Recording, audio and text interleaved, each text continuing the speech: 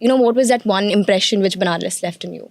As a child, I was conditioned by how my family saw Banaras. It was a very limited understanding of what city meant outside your house. How much of the city's soul do you see reflected in your products? So we take a lot of inspiration from spiritual side of Varanasi, from hustle and bustle of the city, from ghats. Sustainability is the core value of Scrapshala. Buddhism is the core of Vipassana. I intentionally did not take Sarnath as my first Vipassana center because I thought maybe I would run back home. I would really like to say that we really need to give handicraft its true share in the business. Almost felt alien to live in a tier 3 city. Then you have a lot of peer pressure.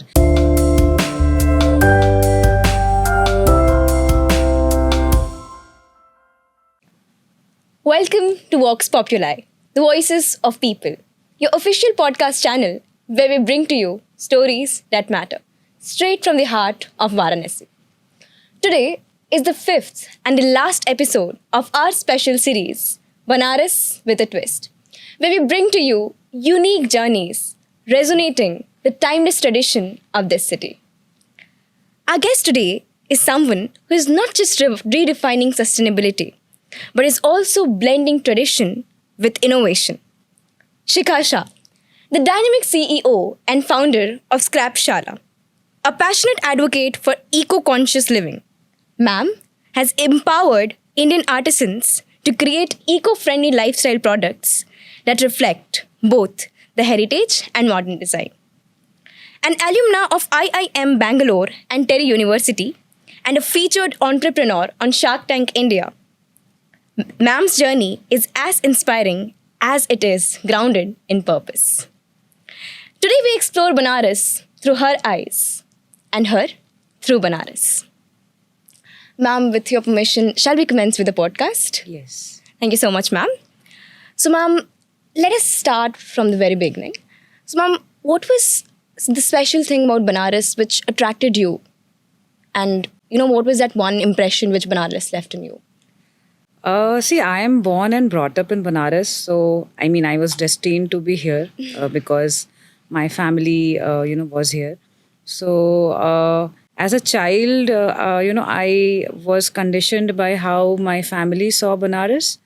And, it was a very limited understanding of what city meant outside your house and how you are taken care of. But as I grew and I started understanding things and seeing the bigger perspective, I chose to come back to Banaras. And it is a beautiful city. It's not too modern, it's not too traditional, it's a contemporary city.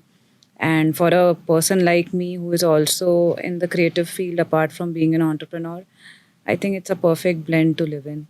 And since last 5 years, I have started practicing spirituality. So again, it fits very well. And I think it's a beautiful city to live. And you can see people from all over the world traveling to Varanasi. And when you dig deeper, you understand that, you are really lucky if you're born and brought up in Banaras. Indeed, ma'am, it's really true. And ma'am, as Banaras is all about the reflection of your own soul, it's a timeless tradition. So, ma'am, we already know that we are influenced by things which we see around us. So, ma'am, how has this city shaped your idea of sustainability and innovation? I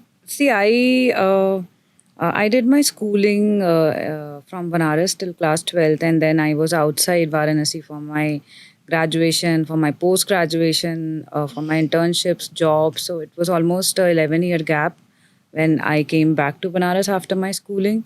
So,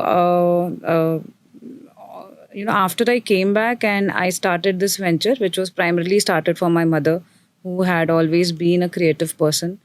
Then the city started influencing me, and then I got to understand that, why it could be best decision to start something as creative and innovative as Scrapshala in a city like Varanasi, where we have artisans, cities full of artisans who are into handcrafted products, You can take inspiration from the spiritual side of the city.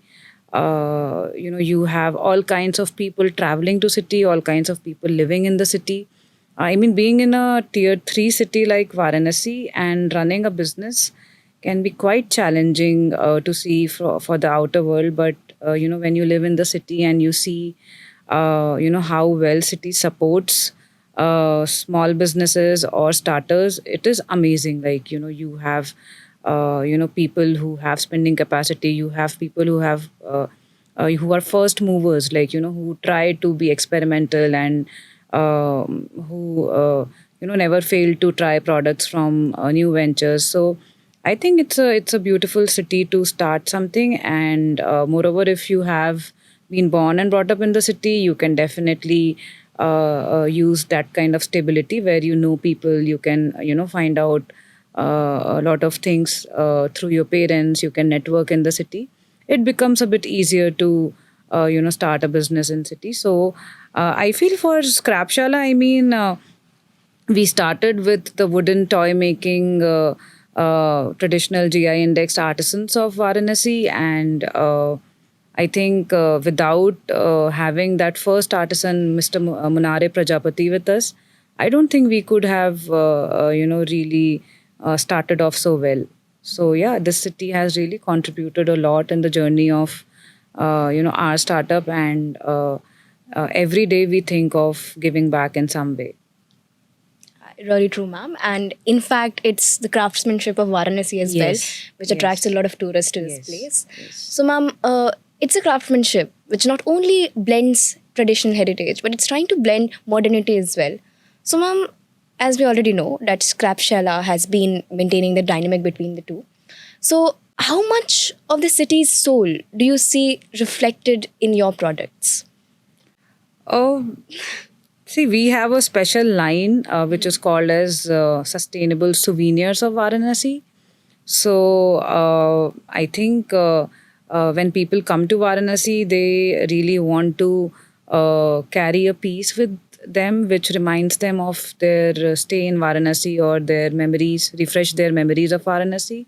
So we take a lot of inspiration from spiritual side of Varanasi, from hustle and bustle of the city, from ghats, from the local artisans who have their own ideas, and from the GI index art forms of Varanasi, which could be motifs on a Banarsi sari, or which could be designs of traditional wooden toys, blue meenakari. So we have taken a lot of inspiration from this city to design our products, especially, how city has mindful and slow living so deeply incorporated. When you walk in the city, you can see that it's funny, but, everybody is kind of happy.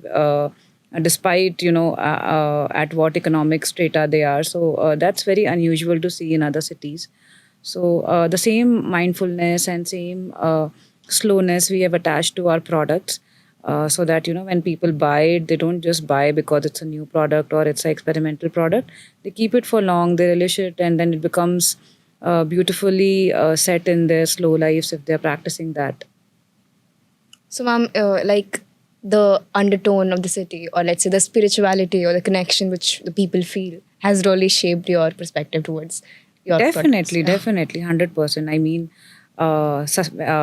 sustainability is what is the core value of Scrapshala. And, a city like Varanasi itself practices the sustainability in many ways. Like, you can see people using kulhars, and it's not a recent thing, it's been practiced for hundreds of years. The traditional chai walas in Varanasi, almost all of them I find using terracotta glasses, which is also called as kulhars in local language. And we have also observed people using pattals, which is leaf plates, to serve, very famous foods like chaat in Banaras. People are handcrafting from silk, which is again a natural material.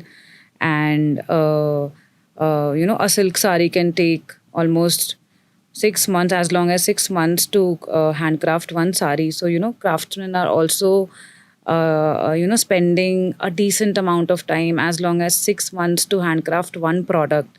So this is all core values of sustainability, where you get deep into creating a product, and you create a product in a really sustainable way, and not in a way where it is produced in a very fast rate and consumed at a very fast rate and then discarded at a very fast rate. So when a product has a slow creation, it has a slow consumption, it has a slow discard. So this is how we have taken inspiration from Varanasi. So, ma'am, it's all about the spirituality and the mindfulness of the people. So, ma'am, just one personal question. Like, how has it personally impacted your life? Like I said before, I have been practicing spirituality since last 5 years. I also took Vipassana. I took my Vipassana in Bodh Gaya, which is also very near to Banaras. But Banaras also has a Vipassana center at Sarnath. But I intentionally did not take Sarnath as my first Vipassana center because, I thought maybe I would run back home. But a city which has a Vipassana center, it speaks a lot about city, and it's so many people in the city still don't know what Vipassana is, or if there is a Vipassana center in the city. So it speaks a lot, and it offers a lot to people. Buddhism is the core of Vipassana. So Sarnath, when you travel to Sarnath, you can see slow living, people speaking less. A very composed way of living, and a lot of worldly tensions are not there in Sarnath when you travel, and it is the part of the city. You can see a major difference when you travel from the main city to Sarnath. So I think Banaras has offered me a lot in awakening my spiritual calling. And you can see chanting here and there. You're just walking in a lane and you can hear Om chanting, Shiva chantings, bhajans, kirtan. So this is not very usual to find. It just anchors you, even if you're not into loud practicing of religion, or doing chantings and all. Even if you hear it, like when you go to Asti Ghat in the morning and you hear people doing yoga, or see people doing yoga and meditation and hear chantings, it just anchors you, like, even if you're not practicing it. So I feel that, people who really want to practice slow living spirituality, they must, they're already traveling to Varanasi, but people living in the city who are traveling and seeking spirituality outside Banaras should really, take a pause and look deep in the city, because, Varanasi is already offering it to the world, and it's high time that we all should also start taking benefit of it. So, in the end, it's all about discovering. Yes. So, we need to discover spirituality in Yes. Varanasi in itself. Yes. So, ma'am, we talked about the uniqueness the city holds. We talked about spirituality. We talked about the religious chantings. Ma'am, let's talk about artisans and the craftsmanship of Varanasi. As we already know that you have worked with craftsmen across the country. So, ma'am, what is that one thing about the craftsmen or the artisans of Banaras which some or the other way segregates them from the rest of the country?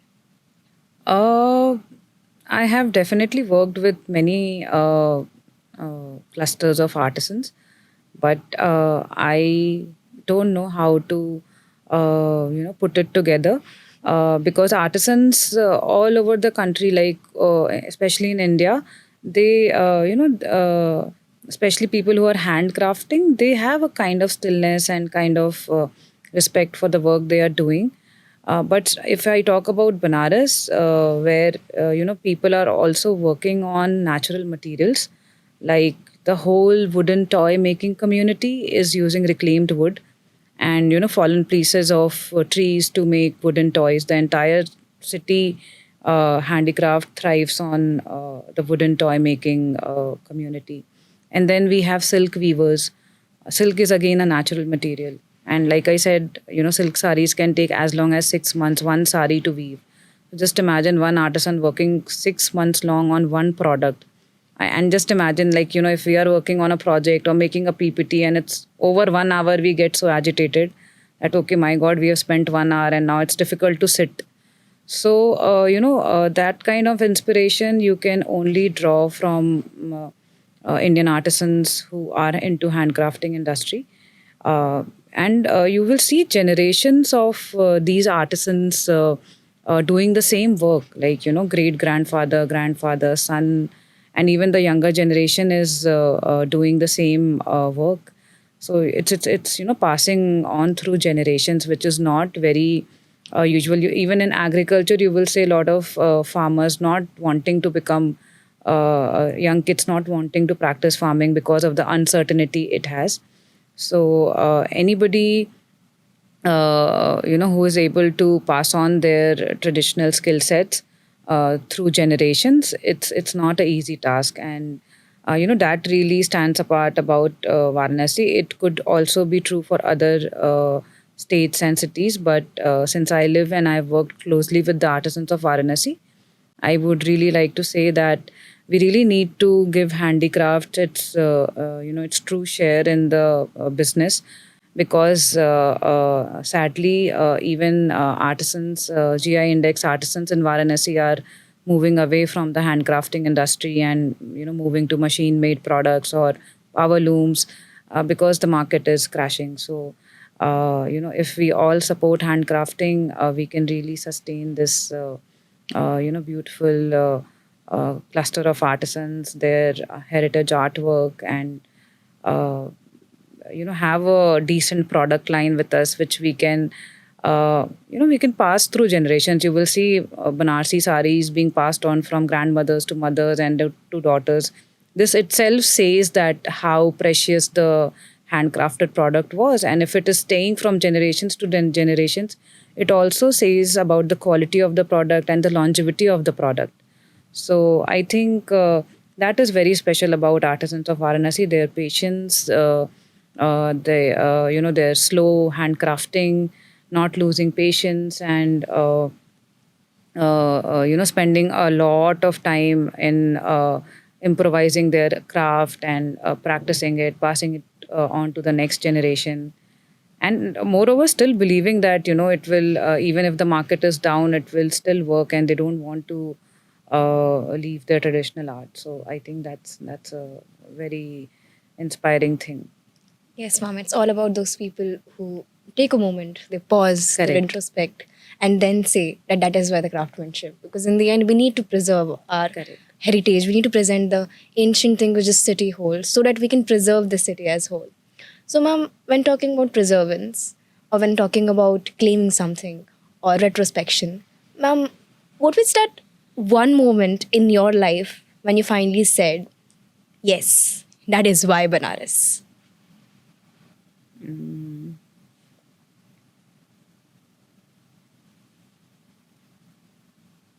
I think when we found our first artisan, and then through him, we found so many more artisans who have associated with us, and now we have more than 100 artisans associated with us. I think that was a moment when we felt that, okay, this is not a wrong place to start, because I had lived in so many metro cities before moving back to my hometown, Banaras, that it almost felt alien to live in a tier 3 city and start something like. And then you have a lot of peer pressure that, are you sure that you want to live in this city and not take up a job or practice a startup here. But when we saw that we could find the workforce, which is a core of a startup, people who really make your products in Banaras, and it was a chain. Like, we had one artisan and then another and then another, and we didn't go and do a lot of legwork to find these artisans. They themselves came. So I think it was then it was a moment where we felt, okay, this is feeling right. Plus, we could get back a lot of artisans who had left hand painting, who had left weaving, because the market was not sustaining the livelihood.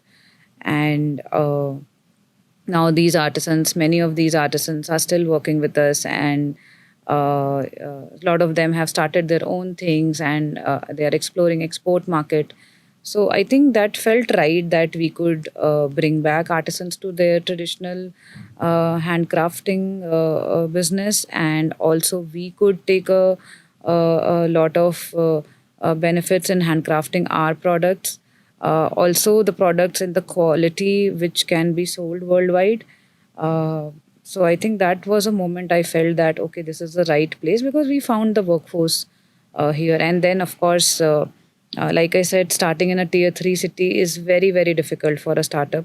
But the kind of audience we have in Banaras, which is a very mixed audience, you also find that first set of strangers who really come and support your business. So finding that first set of strangers also felt right.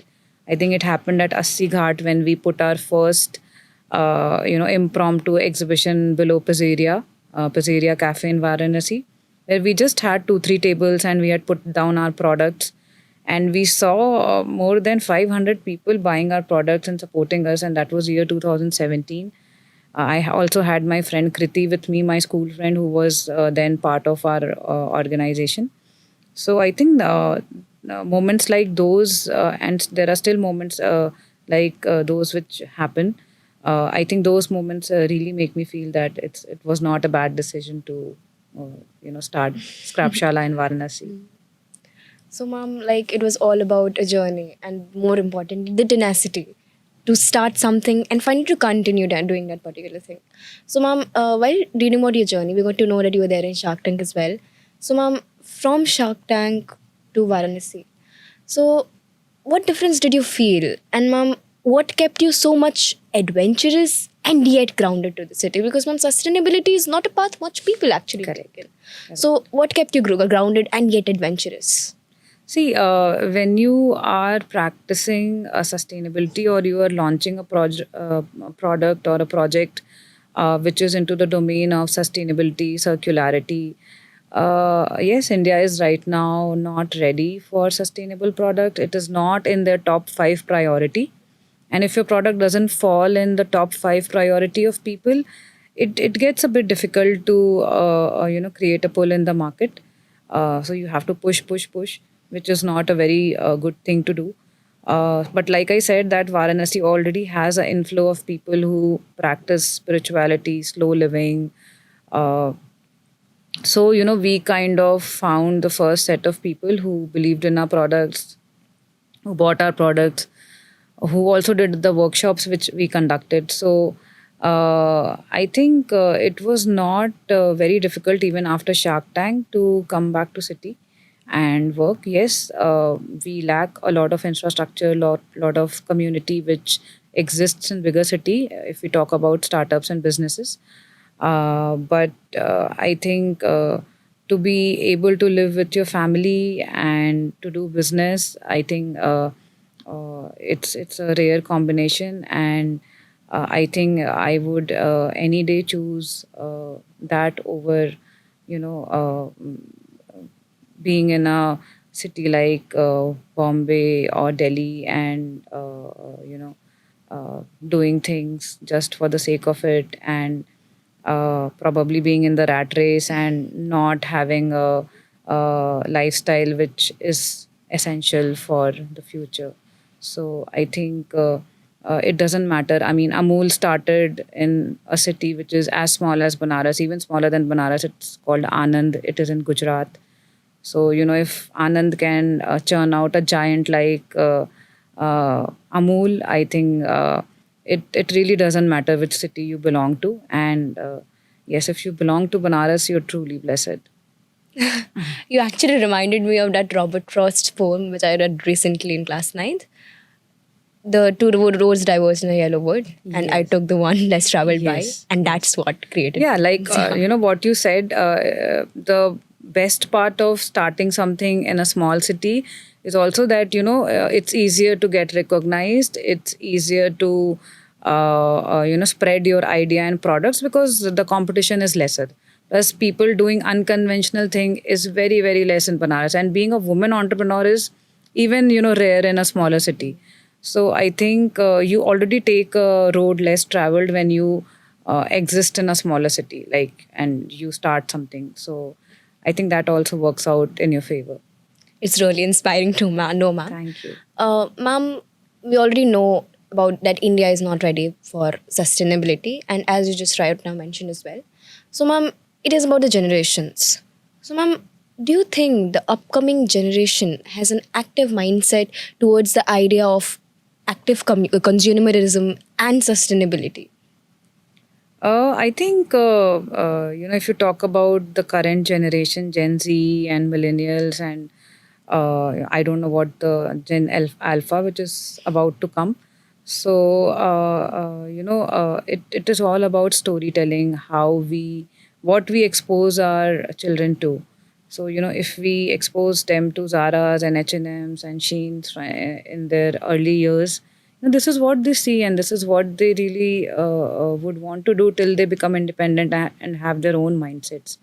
So it depends a lot on elders how elders shape the minds of the kids during their earlier age, and then of course kids are free to have their own mindset and choose what they really want to do. But yes, overall I think the world is driven by fast fashion, fast consumerism, fast discard. So the majority of people are still practicing it. But yes, there is a wave of sustainability that's going on. There is a wave of purpose-driven brands where youngsters really want to consume products which have a strong purpose, strong storyline. They are impactful because people are anyway spending money. So if you spend on a product which is directly benefiting the society, you feel more satisfied that okay, I spend money on something which has directly impacted the life of one person. So you feel more gratified. So I think after 10 years, or I don't know, 5-10 years down the line, sustainability will definitely become a priority. And I think the young minds are very bright, and they really want to do something which is beneficial for the society directly or indirectly. But again, like I said, the conditioning in India is quite disappointing, because how we expose our children, this is how they become. Like how it said that you are average of 5 people you are surrounded with. So I mean, even I was not aware of sustainability till class 12th. Even after college, it was difficult to practice it, because the family I come from, or the surrounding I come from, I don't see people doing that. So it just becomes very difficult to imagine doing it and not having a backlash, or not having a peer pressure that okay, now you want to use a bamboo toothbrush. What if it catches fungus? What if it catches bacteria? So that also stops younger generation to try out new things, because you become conscious, and you become scared that okay, what if somebody will say this is not a nice thing, and what if our family doesn't accept it? So I think that we really need to change, that we really need to think long term, that what we are consuming, how it will impact the future generations. And I think the future generation is going to be amazing.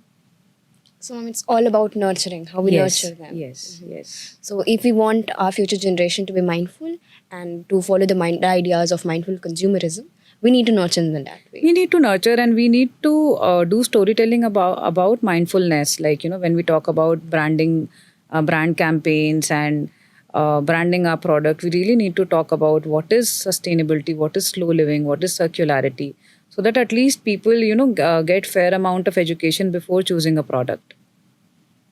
So, within the ethos of change resonates dialogues and discussions, and indeed, it's well said. So, ma'am, the last question, and this is going to be my favorite question. So, if we have to imagine Banaras as a scrap shala product, how would you design it? And more importantly, what would it actually symbolize? Wow, that's a difficult one. uh, we have been making so many products, like I said, inspired from Varanasi, but honestly, we haven't done our best product yet, like which is inspired from Varanasi. But like I said, that there are so many things about Varanasi which speaks about its core of slow living and sustainability. I would like to probably incorporate those ideas in a product. Like I said, wood, like maybe reclaimed wood from an old boat of Varanasi. We would like to have that as a base of the product, and kulhars, which are used, which is a natural product. People use it and then it goes back to the nature. Like people take that product from the nature, it is used and it goes back to nature. So probably I would like to combine kulhars and silk sari scrap cuttings in our product, and some temple flowers which are dried and pressed, because Varanasi has temples and there's so much of temple flower waste that comes out. So probably take that, and there are more like blue meenakaris there, and wooden toy making artisans are there. So probably combine skill sets of these artisans and design a beautiful product. I don't have a exact design in my mind, but I know it could be a kind of representation of Banaras where wood shows, the boat wood shows the heritage of Banaras, the culture of Banaras, and then we have small components, the silk sari which speaks about Banaras. Then we have kullers which bring back the sense of having your first morning chai in Banaras, and then you have local artisans who are the life of handicraft of Banaras. Their hard work is put in the in this product.